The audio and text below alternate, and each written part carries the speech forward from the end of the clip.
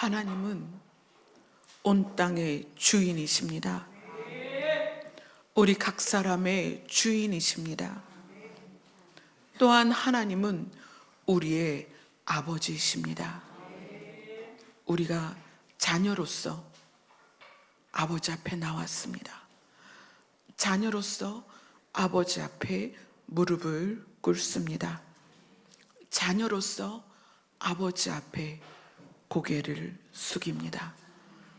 또한 자녀로서 아버지 앞에 예배를, 찬양을 올려드립니다. 오늘 한 시간 동안에 우리의 예배와 찬양을 아버지께서 기쁘게 받아주시고, 아버지의 은혜가, 아버지의 사랑이 우리 마음 안에 스며들 수 있도록 도와주시옵소서. 예수님 이름으로 기도드리옵나이다. 아멘. 아멘. 오늘 함께 읽을 말씀은 야고보서 2장 5절 한 절을 보도록 하겠습니다. 야고보서 2장 5절 한 절입니다. 같이 읽겠습니다. 시작. 내 사랑하는 형제들아 들을지어다. 하나님이 세상에서 가난한 자를 택하사 믿음에 부요하게 하시고 또 자기를 사랑하는 자들에게 약속하신 나라를 상속으로 받게 하지 아니하셨느냐. 아멘.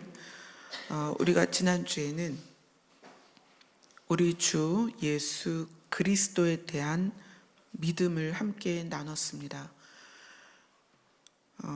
우리의 믿음은 하나님을 믿는 믿음에서 예수 그리스도를 믿는 믿음으로 옮겨져야 됩니다. 근데 우리가 그렇게 예수님을 믿는 믿음이라고 고백은 하지만 우리의 믿음은 여전히 하나님께 머물러 있어요. 그 증상이 뭐냐? 우리의 믿음이 예수 그리스도로 가지 않고 예수 그리스도에 대한 믿음으로 가지 않고 여전히 하나님께 머물러 있다는 증상이 어떻게 나오냐면 우리의 삶의 가치가 바뀌지 않고 있다는 거예요. 가치관이 변하지 않아요. 그래서 그 가치관이 변하지 않고 있다는 것을 야고보서 2장 1절에서 이렇게 말합니다. 2장 1절을 함께 읽겠습니다. 시작. 형제 영광의 주 곧 우리 주 예수 그리스도에 대한 믿음을 너희가 가졌으니 사람을 차별하여 대하지 말라. 우리 주 예수 그리스도에 대한 믿음을 가졌다면 그러니까 하나님을 믿는 믿음에서 예수 그리스도에 대한 믿음으로 우리의 믿음이 자라났다면, 하나님을 믿는 믿음에서 하나님의 뜻을 깨닫고 예수 그리스도에 대한 믿음이 내 안에 뿌리가 내려졌다면 우리의 삶의 가치관과 가치관에 의한 행동이 다 바뀌었을 거라는 거예요. 그런데 우리의 삶에서 이제 예를 들어주는 거예요. 교회에서 이런 모습이 있다. 어떤 모습이냐면 사람을 외모로 판단한다. 가장 보편적으로 이것이 교회 안에 드러나고 있기 때문에 야고보는 예수님의 형제로서, 동생으로서 예수님이 어린 시절, 청소년 시절을, 청년 시절을 함께 보냈던 야고보 입장에서 예수님이 그리스도였다는 것을, 메시아였다는 것을 자기 눈앞에서 승천하시는 걸 보면서, 그리고 그분의 약속, 내가 다시 올 것이다 라는 약속을 기억하면서, 그리고 그동안 예수님이 가르쳤던 모든 말씀을 기억하면서 이렇게 이야기를 하는 거예요. 교회를 다니는 너희들아, 저를 포함해서 교회를 다니는 우리 모두는 하나님을 믿는 믿음에서 주 예수 그리스도를 믿는 믿음으로 성장해야 된다. 그런데 만약에 그렇게 성장했다면 너희들이 교회 안에서 사람을 외모로 보고 판단하는 그런 일을 하지 않았을 것이다. 근데 사람을 외모로 보고 판단한다는 것은 그것이 세상적 가치가 우리 안에 그대로 적용되고 있기 때문이에요. 하나님을 믿는데 왜 사람을 외모로 판단하는가? 하나님의 전능성에 대한 우리의 기대로 하나님을 믿기 때문이다. 그러면 하나님의 전능성을 기대하고 믿는 믿음이란 무엇인가?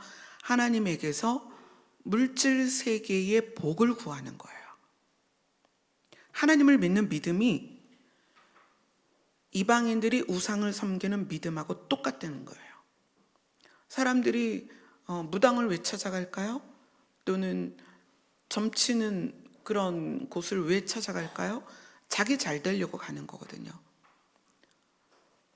예전에 어르신들이, 우리 윗세대 어른들이 달이 뜨면 정한수를 떠놓고 거기다 무엇을 빌었을까요? 잘 되길 빌었거든요. 그러니까 우리의 믿음이, 신에 대한 믿음이 거기에 머물러 있다는 거예요. 그래서 신을 향한 전능성을 요구하는 그 믿음이 우리 안에 그대로 남아있을 때 사람을 보는 시각이 외모에 치우쳐 있다는 거예요. 그래서 사람을 외모로 차별한다. 그래서 교회 안에서 일어나는 일들을 야고보서 2장 2절부터 이야기를 하고 있습니다. 2절에서 4절까지. 2장 2절부터 4절까지 같이 읽습니다. 시작.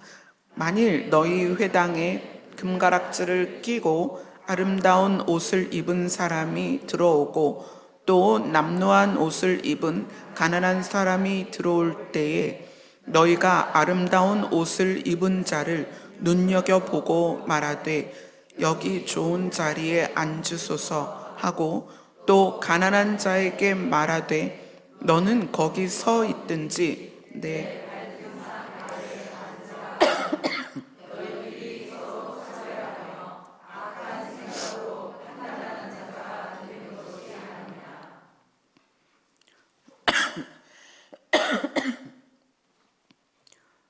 여기에서 금가락지를 꼈다.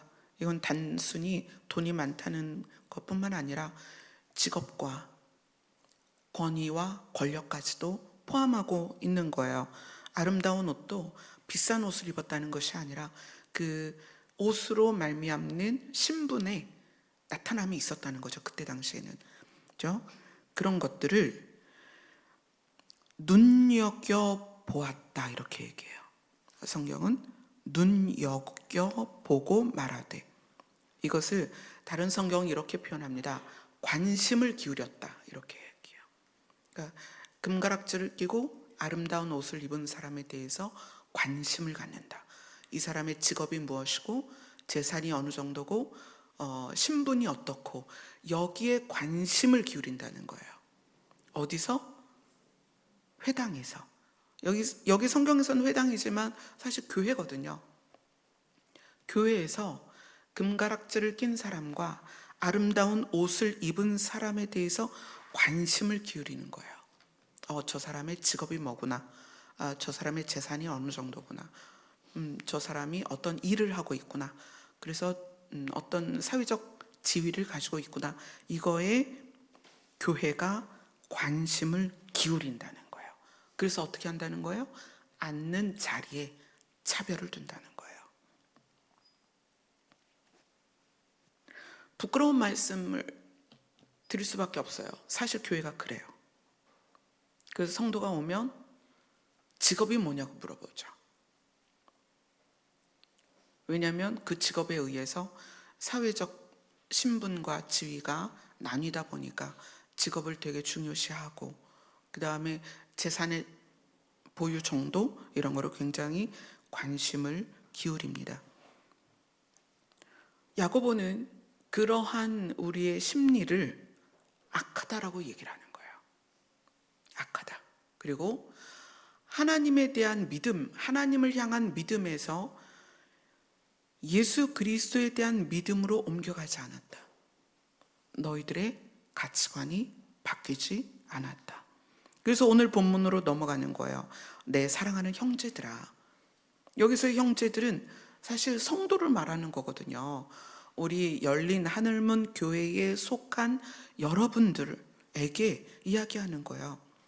하나님이 세상에서 가난한 자들을 택하사 믿음에 부요하게 하셨다. 여기서 가난한 자는 물론 이 문맥상으로는 진짜 가난한 자를 말하는 거죠.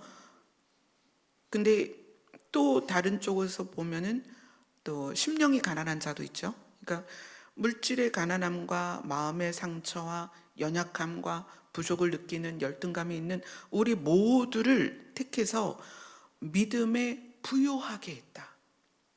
그래서 세상의 부의 가치와 그리스도 예수 안에서의 부의 가치가 전혀 다르다는 거예요. 근데 이 가치를 너희가 가지고 있고, 그 다음에 오늘 본문에 보면 자기를 사랑하는 자들에게 약속하신 나라를 상속으로 받게 하지 않았느냐. 자, 그럼 이 두 가지, 믿음에 부요해지고 그리고 하나님의 나라를 상속으로 받는 것에 대한 개념을 가지고 있다면, 그러면 너희가 가치관이 바뀌었을 텐데, 가치관이 바뀌어야만 하고, 그런데 2장 6절을 다 같이 읽습니다. 시작. 너희는 도리어 가난한 자를 업신 여겼도다. 부자는 너희를 억압하며 법정으로 끌고 가지 아니하느냐. 자, 여기서의 부자는 세상적 가치죠. 세상적 가치는 가난한 자에 대하여 권력을 행사합니다. 억압하며 법정으로 끌어갔다는 것은 권력을 행사한다는 거죠. 자, 그 다음에 7절을 같이 읽습니다. 시작. 그들은 너희에 대하여 일컫는 바 그 아름다운 이름을 비방하지 아니하느냐. 세상적인 가치는 아름다운 이름이 예수님을 말하는 거예요. 세상적 가치는 예수님이 한없이 미련해요. 예수님을 믿고 예수님을 믿는 믿음에서 구원을 바라보는 우리들에 대해서 세상적 가치는 한없이 미련한 거죠. 왜냐하면 효율성과 생산성이 없어요. 교회를 다니니까 주일날은 교회 가야 돼, 예배 드려야 돼, 수요일날도 예배 드려야 돼, 금요일날도 예배 드려야 돼, 저녁에 기도회를 가야 돼. 야, 그 시간에 일을 해봐라. 그 시간에 알바를 하나를 더 해봐라. 그 시간에 공부를 해봐라. 그 시간에 차라리 바이어를 접대를 해봐라. 훨씬 더 효율적이고 생산적인데 교회를 다니는 사람들 너무 미련하다는 거예요. 그것이 세상적 가치입니다. 그런데 교회 안에서 사람을 외모로 판단하는 것이 세상적 가치와 똑같다는 거예요. 그럼 야고보는 믿음에 의한 부요를 어떤 것으로 설명하고 싶을까요? 믿음에 부요해지면, 그리고 하나님의 나라를 상속받는 것에 대한 깨달음이 우리의 가치를 변화시킨다. 이렇게 얘기를 해요. 자, 그럼 이제 믿음의 부요에 대해서 우리가 좀 나눠보도록 하겠습니다. 자, 로마서로 가겠습니다.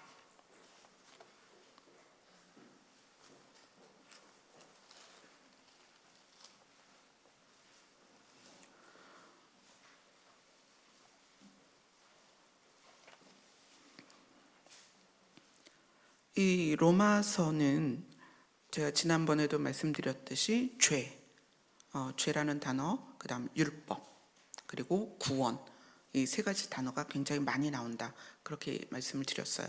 자, 근데 오늘은 하나님의 의에 대해서 이 로마서에서 볼 건데, 이 하나님의 의, 이것이 이제 동사형으로 하면은 righteous, 발음이 맞는지 모르겠어요.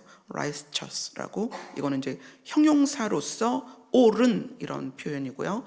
righteousness, 이거는 명사형으로 정의 이렇게 얘기를 해요. 그러니까 이것이 하나님의 정의, 하나님의 옳은 것. 그런데 이 하나님의 정의와 하나님의 옳은 것에 대한 것이 이 로마서에서만 거의 80번이 나와요. 그러니까 신약 성경 안에서 하나님의 의를 가장 많이 말하는 게 로마서예요. 로마서는 왜 이렇게 의에 대해서 이야기를 하는가 이제 보도록 하겠습니다. 로마서는 이제 사도 바울이 쓴 글이죠. 로마에 있는 성도들에게 보내는 글입니다. 로마는 이때 당시에는 세계의 중심 도시였어요. 모든 길은 어디로 통한다? 로마로 통한다. 그러니까 무역과 정치, 이 모든 것에 있어서 세계의 중심이었고 그 유명한 네로 황제가 있었던 그 시절입니다. 그래서 로마서, 그러니까 로마에 있는 믿는 자들에게 사도 바울로서는 정말 중요한 것을 가르쳐야 하는 상황에서 이 로마서를 썼다는 것을 이제 생각하고 이 로마서를 보는 거예요. 자, 바울은 로마서 1장 15절 16절 같이 읽겠습니다. 시작. 그러므로 나는 할 수 있는 대로 로마에 있는 너희에게도 복음 전하기를 원하노라. 내가 복음을 부끄러워하지 아니하노니 이 복음은 모든 믿는 자에게 구원을 주시는 하나님의 능력이 됨이라.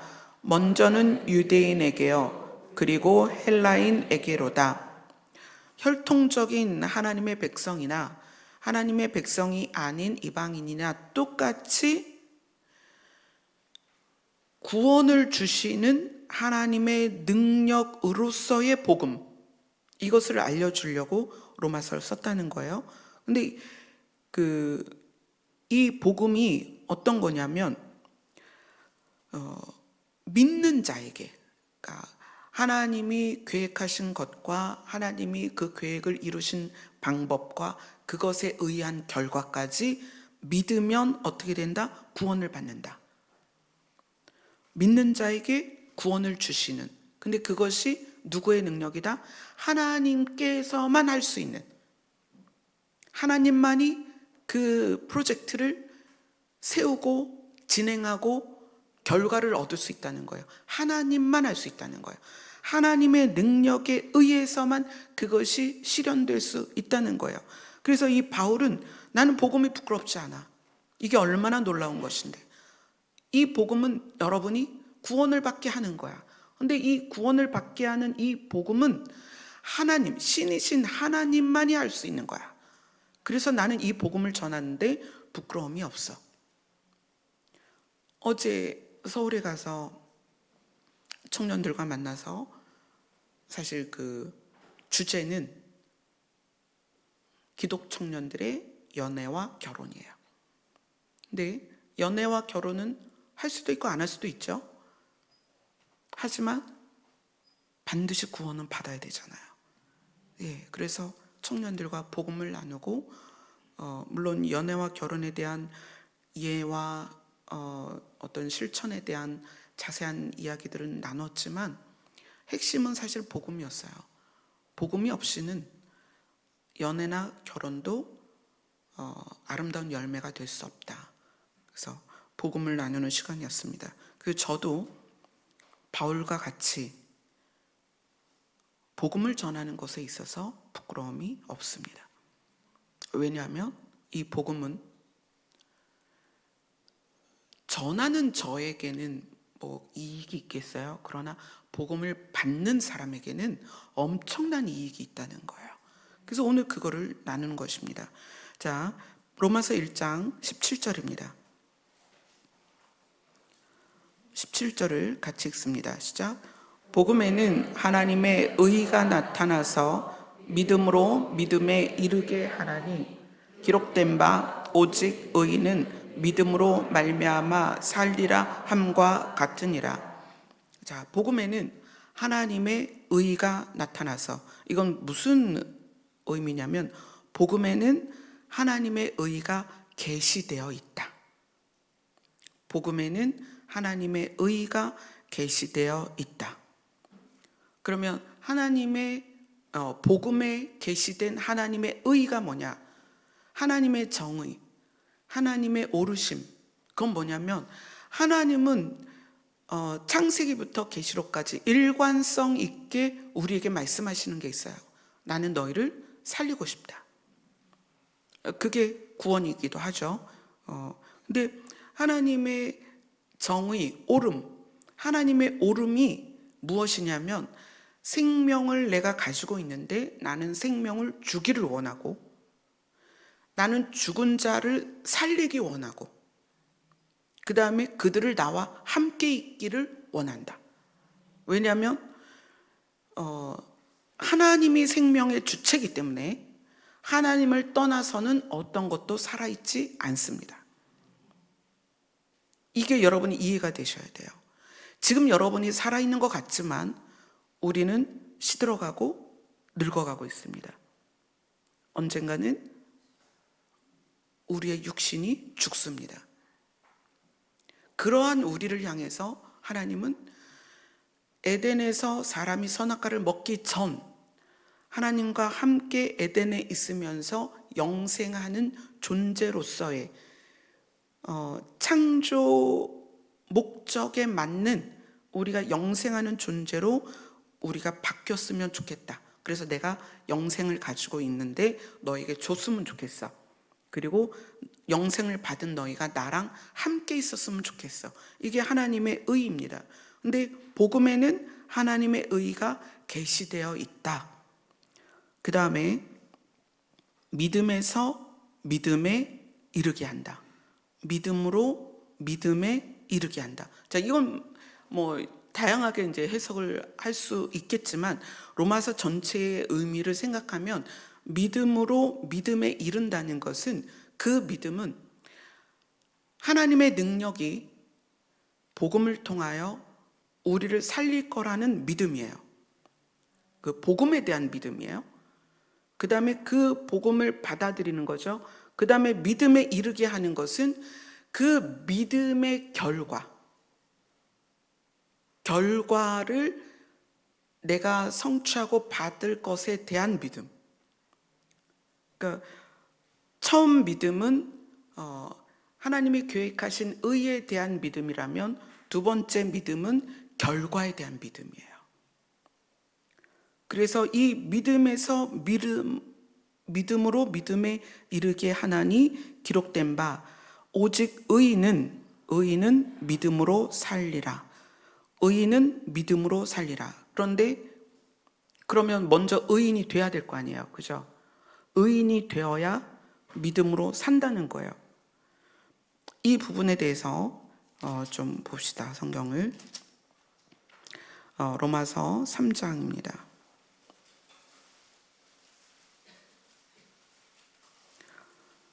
로마서 3장 10절부터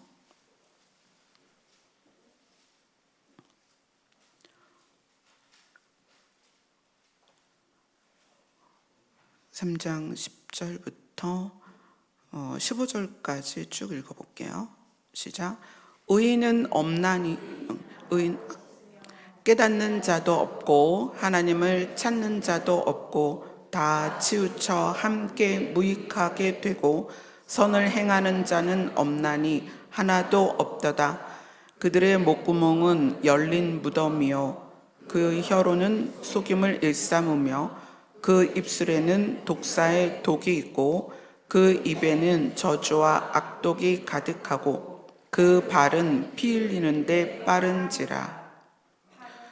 의인은 없나니 하나도 없으며 깨닫는 자도 없고 하나님을 찾는 자도 없고 다 치우쳐서 세상적 가치에 치우쳐서 무익하게 되고 선을 행하는 자는 없나니 하나도 없도다. 그러니까 우리의 그냥 본 모습이에요.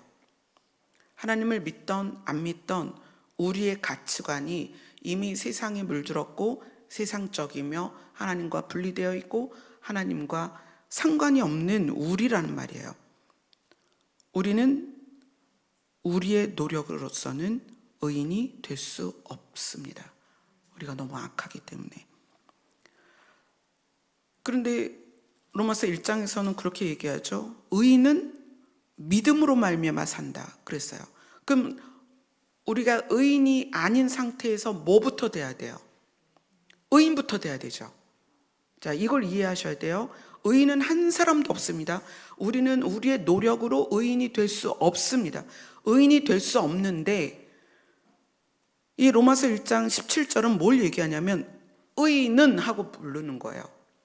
의인은 한 사람도 없는데 의인은 믿음으로 말미암아 산다. 하나님이 의리에 대한 뜻은 살리는 것이고 그래서 그 영생을 받은 사람이 하나님과 영원히 사는 것이 하나님의 뜻인데 믿음으로 말미암아 살게 되는 그 사람을 의인이라고 부르는 거예요. 의인은 이렇게 된다. 우리는 의인이 아니고 의인은 한 사람도 없다. 그렇게 이야기하는데 그럼 어떻게 이거를 해결할 거냐는 거예요. 자, 로마서 3장 20절을 같이 읽습니다. 시작. 그러므로 율법의 행위로 그의 앞에 의롭다 하심을 얻을 육체가 없나니 율법으로는 죄를 깨달음이니라. 하나님이 이제 율법을 주셨어요. 홍수 이후에 노아의 8가족에서 또 인류가 늘어났죠. 그래서 하나님은 율법을 주셔서 이렇게 하면 죄고 이렇게 하면 죄니까 죄를 짓지 마라 했는데 그 죄로 그 율법으로 사람들은 죄를 깨닫고 죄를 짓지 않는 것이 아니라 율법을 규칙을 지키면서 내가 죄인이 아닌 걸로 안다는 거예요. 그러니까 결국 우리는 율법을 받았음에 뭐가 됐냐면 죄인인 거를 더 여실히 깨닫게 되는 거예요. 아, 우린 진짜 죄인이구나. 이 많은 율법을 보니 이거는 지키겠는데 이거는 못 지키겠고 또 율법을 다 지킨다 해도 마음은 여전히 약하니까 우리가 율법으로는 도무지 의로워질 수가 없구나라는 거를 우리는 그 율법 안에서 처절하게 깨닫는다는 거예요. 21절, 22절을 같이 읽겠습니다. 시작. 이제는 율법 외에 하나님의 한 의가 나타났으니 율법과 선지자들에게 증거를 받은 것이라. 곧 그리스도를 믿음으로 말미암아 모든 믿는 자에게 미치는 하나님의 의는 차별이 없느니라. 자, 하나님의 의가 율법과 선지자들에게 구약에서 계속 증거로 나타났어요. 계시되고 예언됐다는 거예요. 그러니까 하나님은 하나님의 정의, 하나님의 오르심이 우리에게 들어오길 바라세요. 근데 그 하나님의 정의, 하나님의 오르심이 우리에게 들어오길 바라서 율법을 주셨지만 우리는 율법 가운데에서 내가 죄인인 것밖에는 그 율법으로 우리가 의로워질 수 없음을 우리는 율법 아래에서 무너지고 있다는 얘기예요. 그래서 하나님께서 율법 다음으로 하나님의 그 율법과 선지자들에게서 증거가 되는 하나님의 의를 드러내셨는데 그것이 뭐냐면 곧 예수 그리스도를 믿음으로 말미암아. 자, 예수 그리스도를 믿음으로 말미암아 모든 믿는 자에게 하나님의 의가 들어왔다는 거예요. 아멘. 자, 우리는 의는 없나니 하나도 없습니다. 율법을 다 지키는 100% 지키는 사람도 없고 율법을 100% 지킨다 해도 마음이 약해서 행동으로 규칙은 지키는데 마음이 변하지 않는 이 악한 자들에게 하나님께서 하나님의 의를 우리에게 넣어주는 방식을 율법 다음에 다른 방식을 취했다는 거예요. 근데 그 다른 방식이 뭐냐면 예수 그리스도에게 그 방식을 넣어서 그것이 하나님의 의가 돼서 하나님이 계시고 사람이 있어요. 율법을 두고 하나님의 의가 율법을 통해서 사람에게 오기를 바라셨는데 우리는 율법 가운데 죄만 깨닫는 거야. 도무지 우리는 의로워질 수 없는 존재구나. 근데 하나님께서 예수 그리스도를 두고 이 예수 그리스도를 가져가서 내 안에 두면 하나님의 의가 그대로 내 안에 들어오는 방식을 만드셨다는 거예요. 그래서 우리는 이것을 값 없이 받았다 이렇게 표현해요. 이것을 은혜다라고 표현해요. 여기서 차별이 없다는 것은 곧 예수 그리스도를 믿음으로 말미암아 모든 믿는 자에게 들어오는 하나님의 의에는 차별이 없다. 누가 믿든지 그게 유대인이든 헬라인이든 신분의 차이 없이 계급의 차이가 없이 권력의 차이가 없이 재산의 유무와 상관없이 예수 그리스도를 믿는 믿음이 있으면 하나님의 의가 예수 그리스도 안에 있어서 예수 그리스도를 받아들이는 거예요.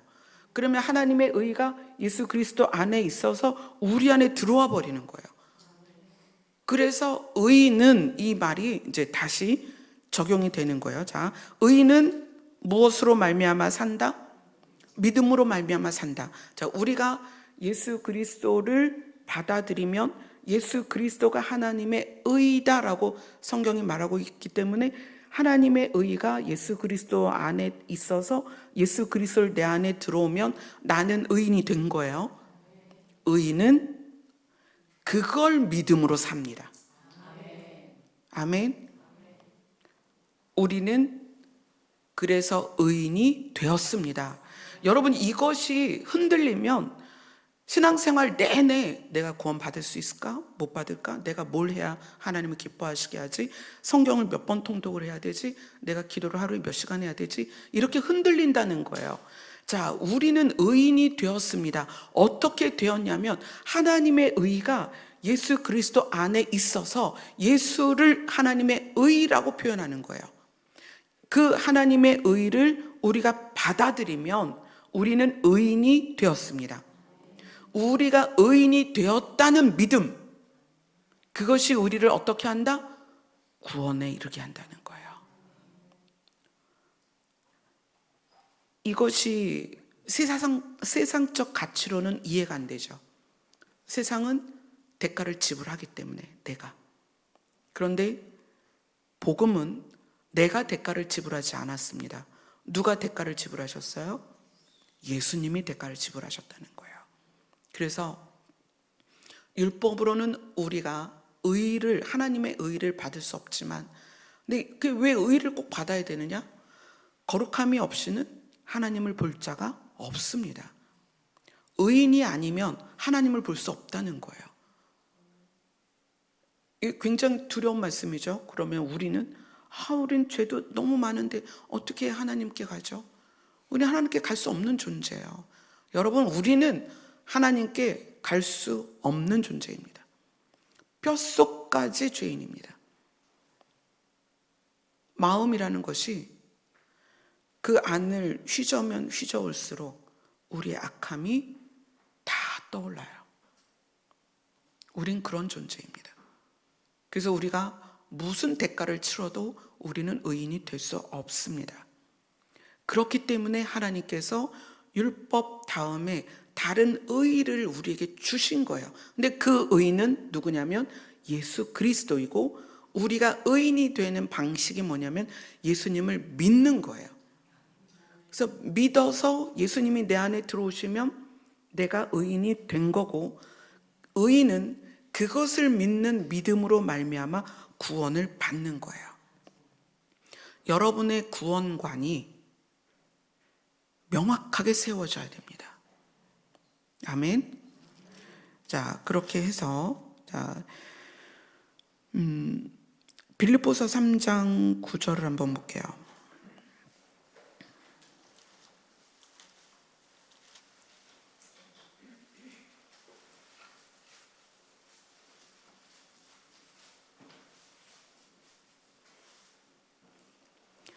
빌립보서 3장 9절.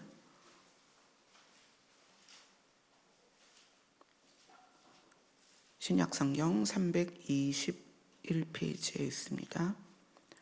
9절을 같이 읽습니다. 시작. 그 안에서 발견되려 함이니 내가 가진 의는 율법에서 난 것이 아니요 오직 그리스도를 믿음으로 말미암은 것이니 곧 믿음으로 하나님께로부터 난 의인이라. 우리는 의인입니다. 왜 의인이냐?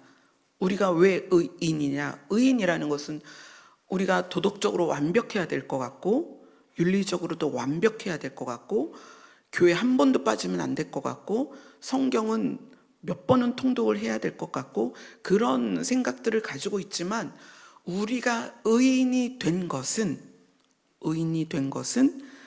예수 그리스도를 믿음으로 말미암는 것입니다.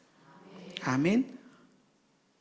그래서 여러분이 의인이라는 것에 대한 고백이 분명하게 여러분 입에서 나와야 합니다. 그러면 이 가치를 가지고 있으면 교회 안에서 누가 무슨 직업을 갖고 있느냐, 누가 돈이 얼마나 많냐, 누가 어떤 차를 끌고 있느냐, 누가 어떤 위치에서 사회적인 활동을 하고 있느냐, 그걸 보지 않는다는 거예요. 왜냐하면 교회 안에서 예수 그리스도를 믿음으로 말미암아 모두 다 무엇이 되었기 때문에, 의인이 되어 있기 때문에 그 관점에서 사람을 본다는 거예요.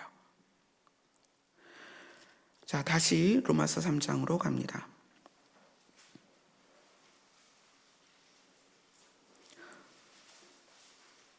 23절, 24절.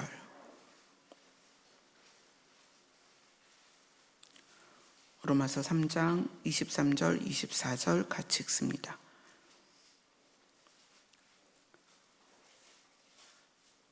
시작.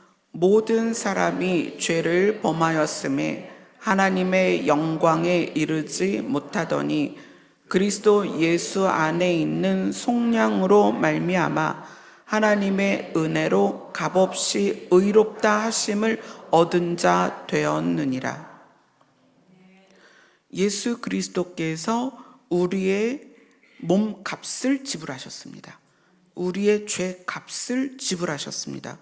그것으로 말미암아 하나님의 은혜로 값없이 의롭다 하심을 얻은 자 되었다 라는 완료를 우리에게 알려주고 있는 거예요.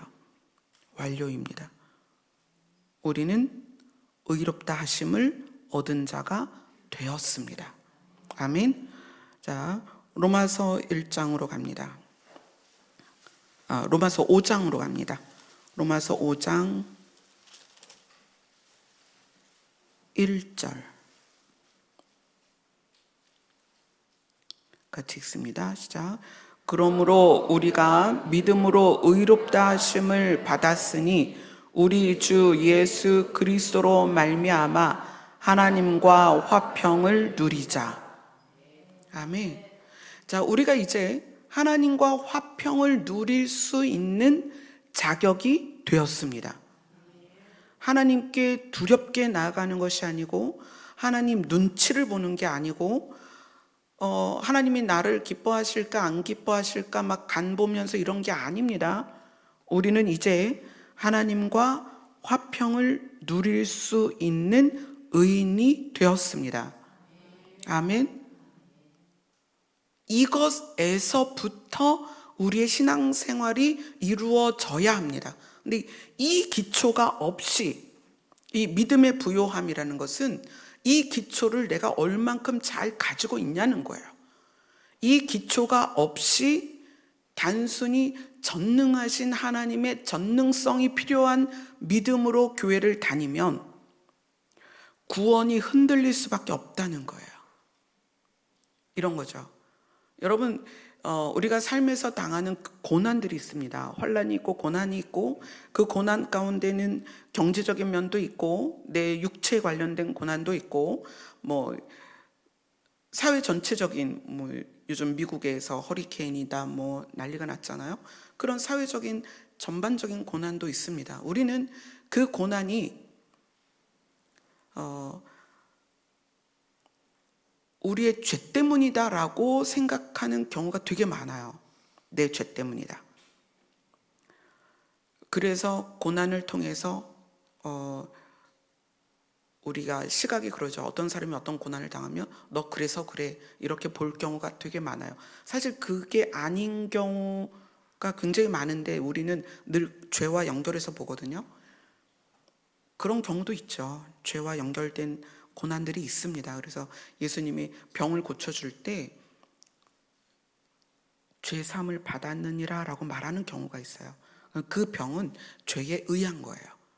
그러니까 죄에 의한 거예요. 그러나 모든 병이 그렇진 않다는 거예요. 또 우리의 죄에 의한 고난이 있어요. 그러나 모든 고난이 다 그렇진 않아요. 이 세상이 그런 거예요. 공중권세 잡은 자가 사단이기 때문에 이 세상은 늘 고난이 있고 어려운 일이 있을 수밖에 없어요.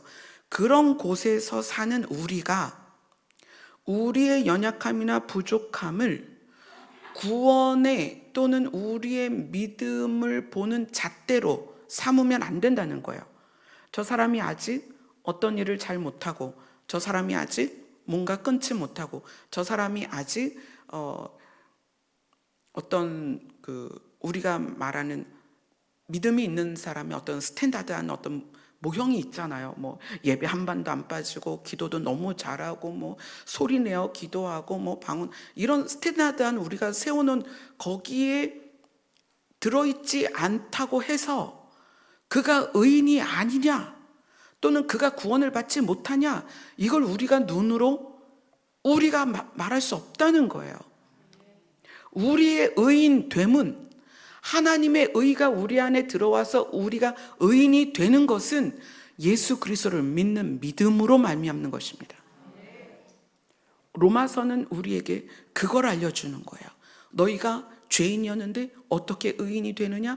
예수 그리스도를 믿는 믿음으로 말미암는 것이다. 이것이 우리 안에 제대로 세워지지 않으면 세상적 기준과 율법적 가치로 사람을 본다는 거예요. 너 아직 그거 성경도 못 해요? 찬양도 못 해요? 통독도 못 했어? 필사도 안 하니? 넌 성경 공부도 안 하니? 이런 식으로 다가간다는 거예요. 이게 세상적 가치라는 거예요. 로마서 3장으로 다시 돌아가서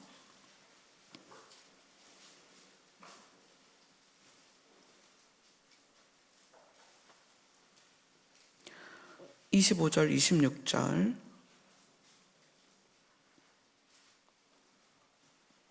같이 읽습니다. 시작.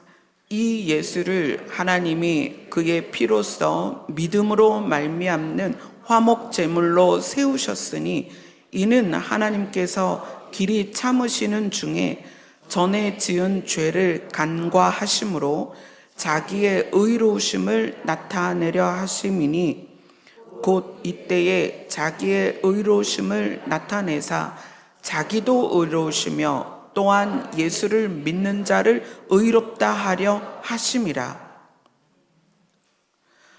예수님을 화목제물로서 삼으셔서 우리가 전에 지은 죄를 대수롭게 여기지 않는 거예요. 대수롭게 여기지 않고 하나님이 얼마나 우리를 살리기를 원하시는지를 나타내시는 거예요. 그래서 자기의 의로우심을 나타내시는데 자기도 의롭고 예수를 믿는 자도 의롭다 하고 싶으신 거예요. 그래서 그 방식을 어떻게 했다? 아들을 이 땅에 보내서 우리의 죄값을 치르게 하시고 그 아들을 받아들이면 그래 이제 너는 죄가 없어.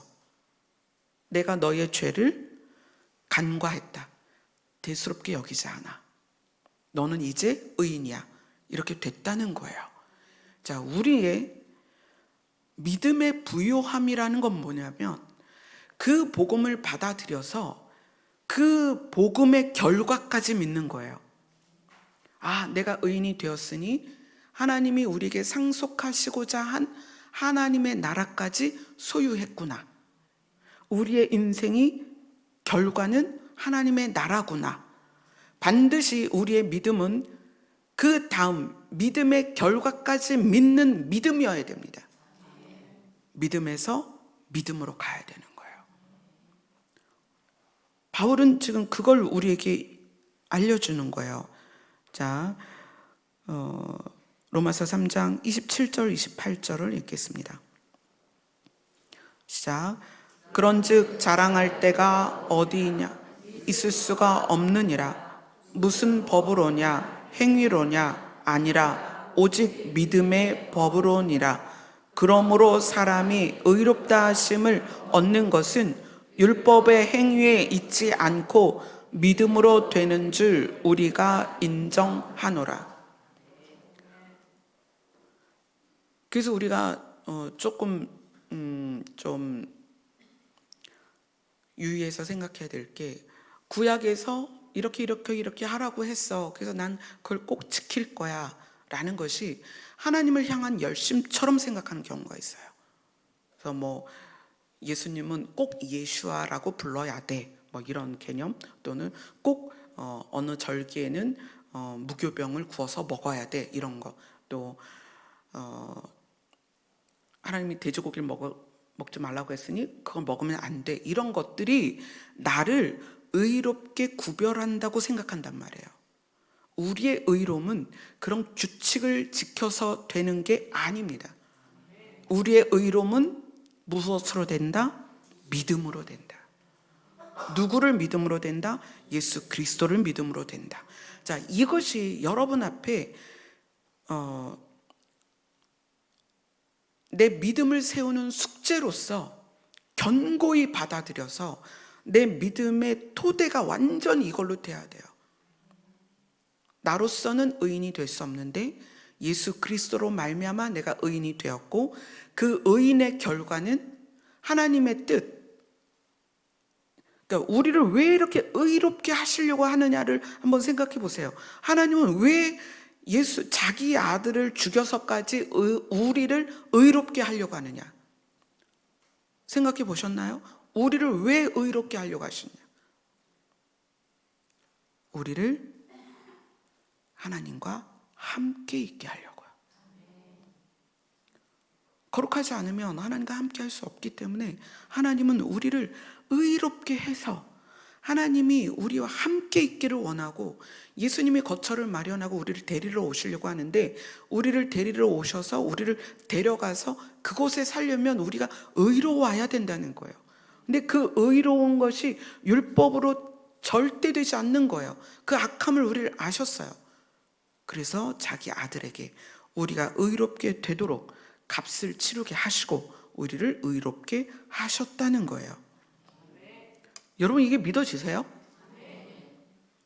우리의 믿음과 신앙은 이것이 반드시 기초가 돼야 됩니다.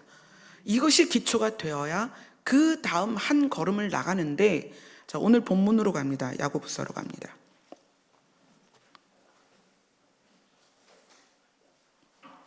오늘 본문을 다시 한번 읽을게요. 야고보서 2장 5절입니다.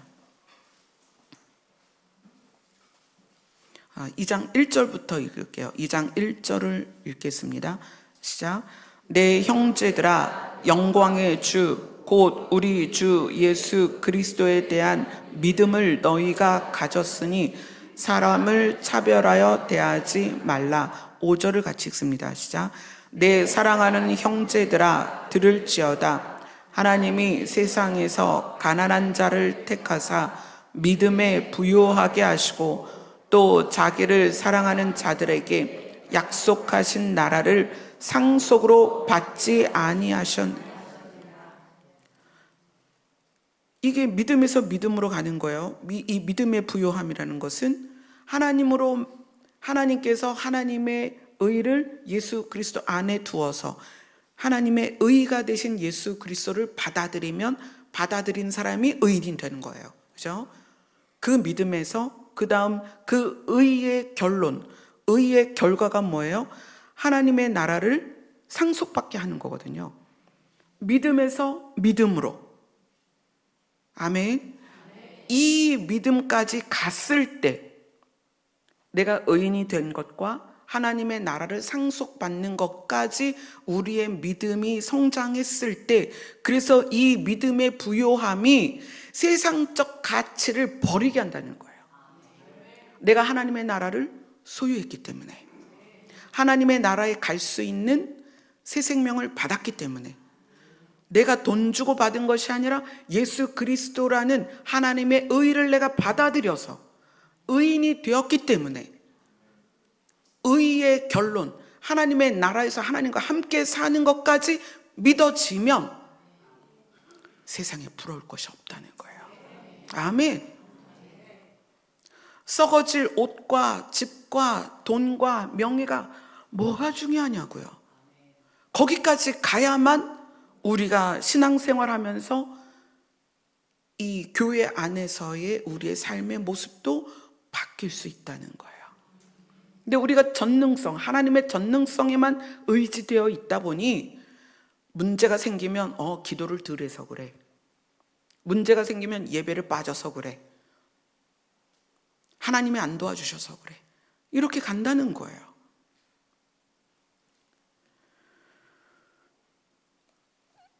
앞으로 자연이 얼마나 회복이 되겠어요. 예수님이 오시기 위해서 자연을 뒤집는 것이 아니고 우리가 훼손한 결과를 우리가 지금 만나는 거예요.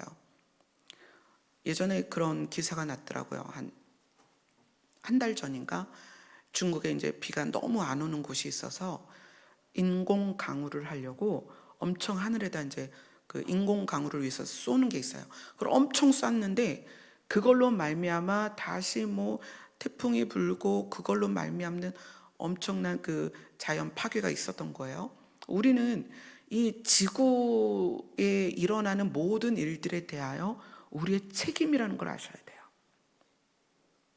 물과 공기와 토양을 더럽히고 훼손하고 그것의 결과로 우리는 질병을 얻고 생태계가 무너지고 생태계가 무너지는 것으로 말미암아 인간이 더 이상 살 수 없는 때가 됐고, 그래서 주의 오심은 그러한 상황에서 우리를 구원하기 위함이에요. 그런데 누구를 구원하시느냐? 데리고 가서 하나님과 함께 살아야 되는데 하나님과 함께 살 수 있는 사람이 누구예요? 의인이라고 의인이 되어야 되는 이유죠. 의인만이 하나님과 함께 살 수 있단 말이에요. 그래서 하나님이 그렇게 우리를 의인을 만들려고 하시는 거예요. 근데 우리가 어떻게 의인이 될 수 있다? 예수 그리스도를 믿음으로 말미암는 것이다. 아멘. 자, 히브리서도 로마서도 행함을, 그러니까 믿음과 행함에 대해서 이야기를 해요. 우리가 읽은 로마서는 행함으로는 의롭게 될 수 없다. 믿어야 된다. 이렇게 얘기하고 믿음으로 의인이 된다고 얘기해요. 야고보서는 행함을 얘기하죠. 행함이 없으면 죽은 믿음이다. 이게 어떤 차이가 있냐면 로마서의 행함은 율법의 행함이에요.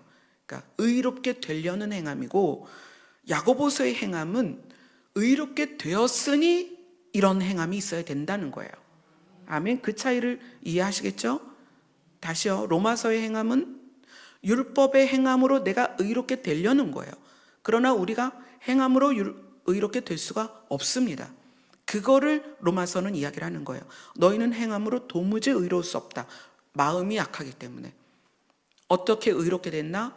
하나님의 의이신 예수 그리스도를 믿어야 의롭게 된다. 그리고 그 믿음으로 믿음의 결과, 영생을 얻어서 하나님의 나라에서 하나님과 함께 사는 것을 로마서가 이야기를 하는 거고, 야고보서의 행함은 너희가 그렇게 의롭게 되었으니 가치관이 바뀌어야 되지 않겠니? 바뀐 가치관으로 살아야 되지 않겠니? 어떻게 너희의 삶이 여전히 세상 사람과 똑같니? 라고 말하는 거라는 거예요. 그래서 그 행함의 강조점이 전혀 다른 모양이라는 걸 우리가 알아야 됩니다. 저는 여러분들의 믿음이 이후로는 흔들리지 않았으면 좋겠습니다. 여러분의 구원관이 절대로 흔들리지 않았으면 좋겠습니다. 그 구원관 위에 우리의 각각의 노력이 필요하다는 거예요. 구원을 흔드는 행위가 아니라 우리의 그 완전한 믿음의 토대, 그 다음에 구원관 위에서 우리가 어떻게 살 것이냐를 고민을 해야 된다는 거예요. 하나님은 우리를 살리기 원하십니다. 그것이 하나님의 의고 하나님의 선하심입니다. 아멘. 기도하겠습니다.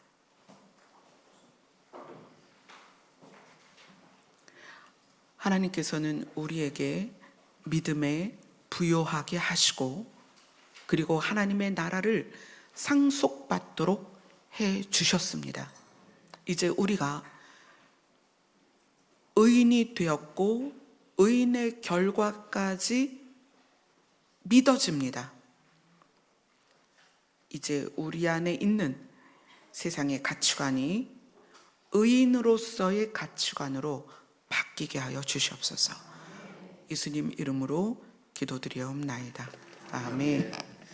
믿음으로 믿음에 이르게 하는 아버지 하나님의 사랑을 찬송하겠습니다.